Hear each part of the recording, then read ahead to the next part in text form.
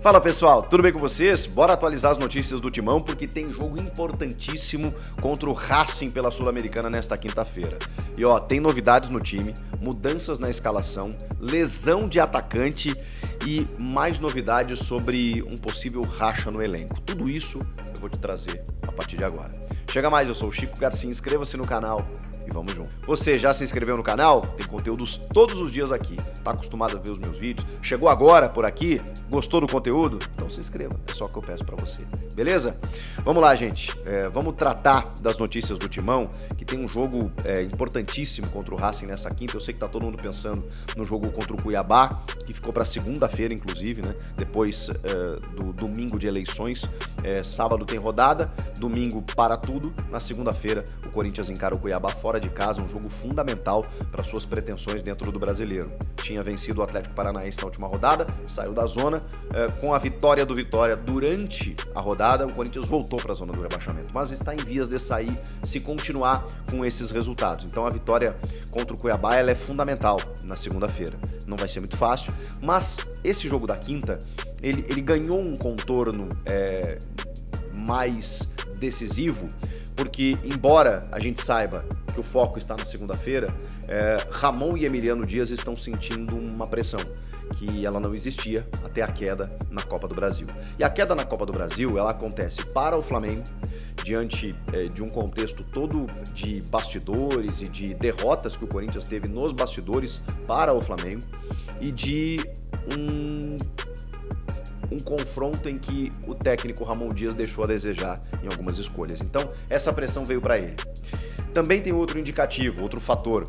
O Corinthians, se não vencer a Sul-Americana, não disputará a Copa do Brasil em 2025. Porque o Corinthians terminou em 10º no Campeonato Estadual. O Corinthians foi eliminado na primeira fase, não chegou na fase de matas.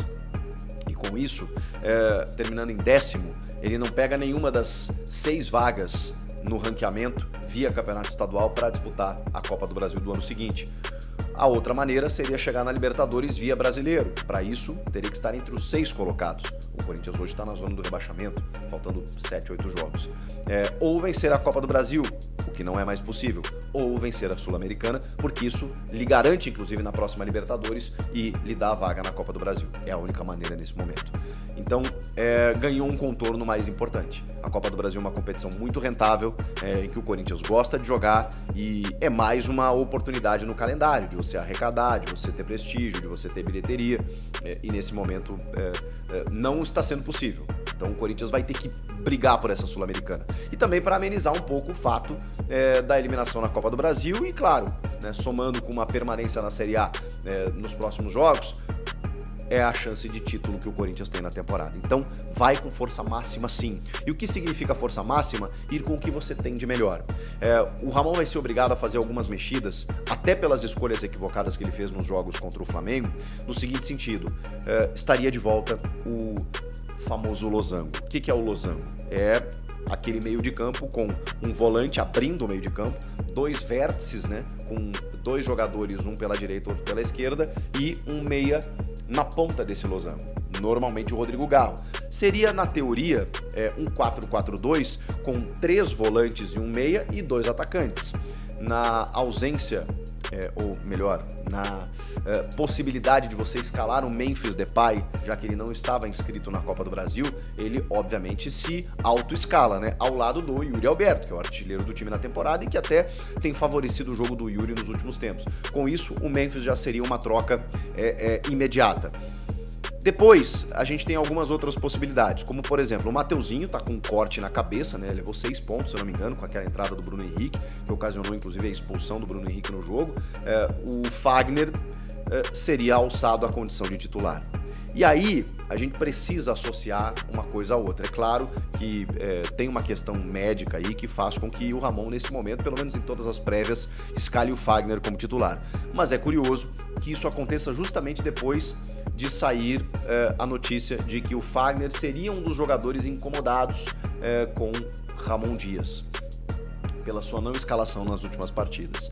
E aí ele ganha uma titularidade. Mas ok, nesse caso, tem o argumento da questão médica, porque o Mateuzinho, pela bola, não que o Mateuzinho tenha sido um craque, Cafu, não é isso, mas o Fagner tá deixando a desejar e não é de hoje. A gente sabe a qualidade que o Fagner tem, e para calar minha boca e a de muitos, é muito capaz do Fagner jogar e jogar uma enormidade, porque ele tem bola para isso, mas às vezes fica a sensação de que ele joga quando ele quer.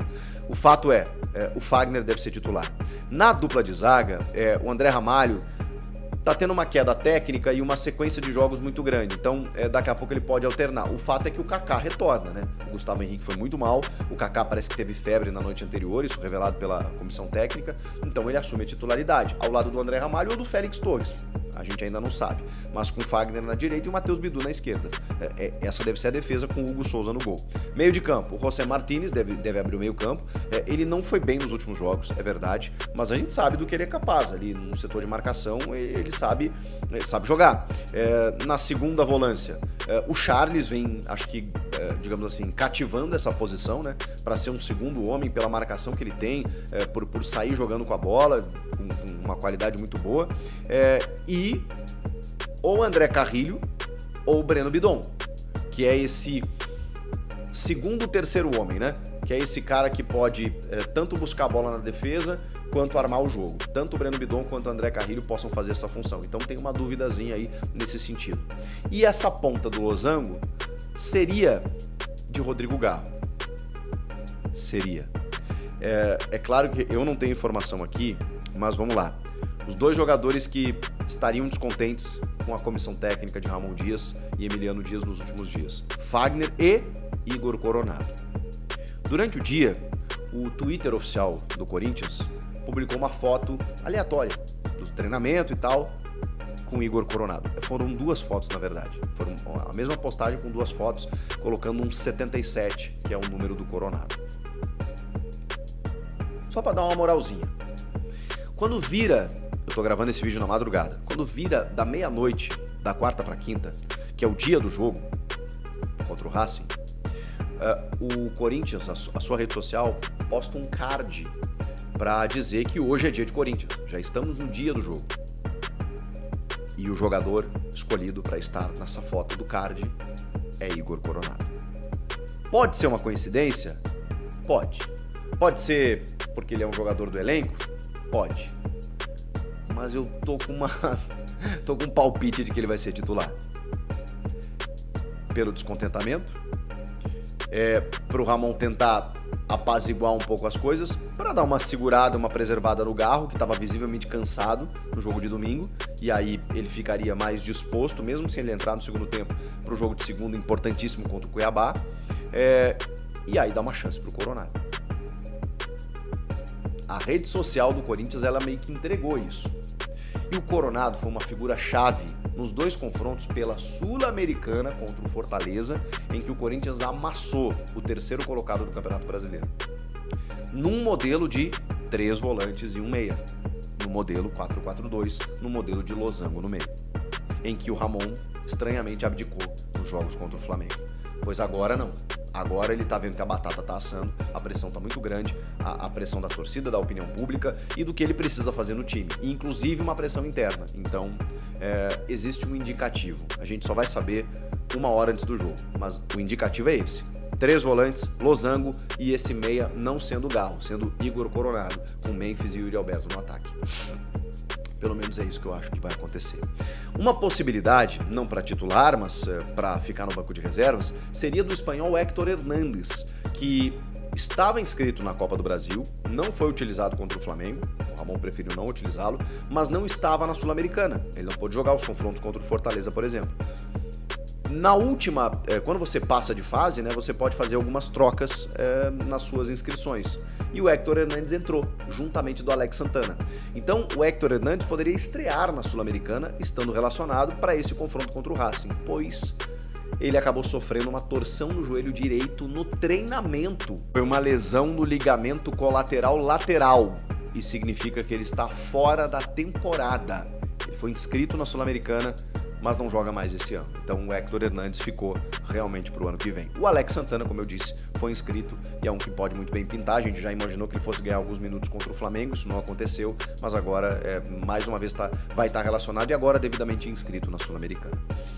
Eu conversei com uma pessoa que conhece muito de Corinthians, que está lá dentro do Corinthians, sobre essas informações de descontentamento. Essa pessoa me confirmou que realmente há um descontentamento de algumas pessoas por parte do trabalho do Ramon, que a tendência é muito grande, praticamente certo já que o Ramon não fica pro ano que vem, e que existe, eu não achei que isso fosse verdade, gente, mas me confirmaram que sim. E aqui eu não estava duvidando da informação, né? Inicialmente do Samir, depois do Leandro Quesada, vários repórteres, né, dando essa informação. E aí a gente só pode fazer o quê? Né? O jornalista, o papel do jornalista, quando alguém diz que está chovendo, não é você ficar se questionando se tá ou não tá. É abrir a porra da janela e olhar para o céu para ver se está chovendo ou não. Então a gente vai conversar com as pessoas. E me disseram que esse racha entre gringos, entre estrangeiros e brasileiros, ele existe. As chamadas panelas, as chamadas preferências da comissão técnica por estrangeiros em detrimento a brasileiros. E que os brasileiros estariam um pouco inconformados com isso. E aí tem a ver um pouco com essa notícia do Fagner e do Coronado, que são brasileiros em detrimento de outros jogadores. Que coisa, hein? Quando começa assim, a tendência não dá bom. Mas o resultado ele pode amenizar tudo isso. O fato é, se o Coronado realmente ganhar uma chance como titular nesse jogo, a gente vai ter a certeza de que realmente o Ramon tentou acalmar os ânimos.